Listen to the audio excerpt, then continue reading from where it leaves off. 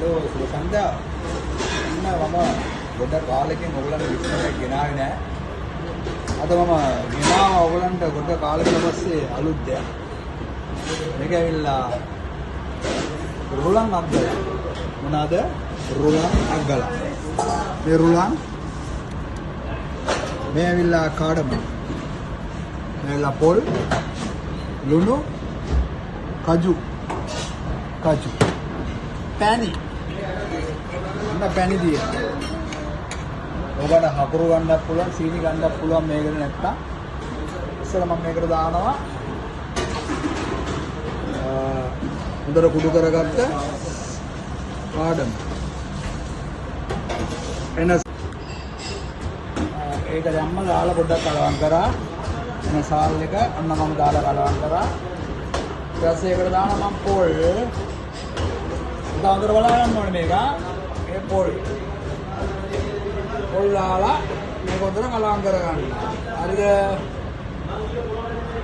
Salt එකක් දානවා මම. සෝල්ට් එකක් දානවා.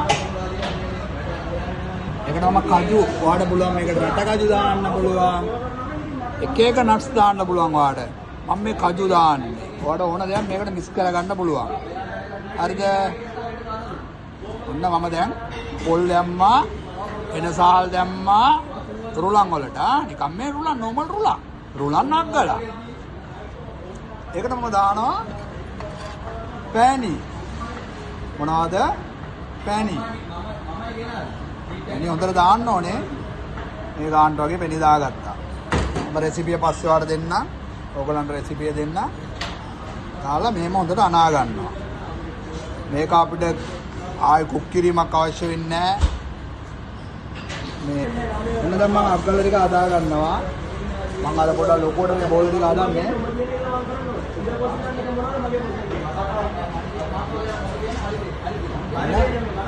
ඔන්න අග්ගලා. අර කෙලින්ම අපිට මේසෙල පිළිගන්නන්න පුළුවන්.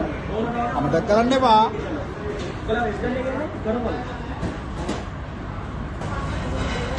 ඔන්න මම අදපු රුලන් අග්ගලා. වැඩි වෙලාවක් ගියේ නෑ, මාළු වෙලාවක් ගියේ නෑ. මේක අපිට මේ ප්‍රේමේසෙට අවශ්‍ය ප්‍රේමේසෙ උදාහරණ ප්‍රේමේසෙ අපිට මේ කෙලින් පිළිගන්නන්න පුළුවන්. මේ වගේ අලුත් දේවල් හැමදාම ඔයගොල්ලන් හදන්න බලන්න. ගෙදර හදන්න බලන්න. දේවල් වලට නිකන් ඉන්න එපා. හදන්න.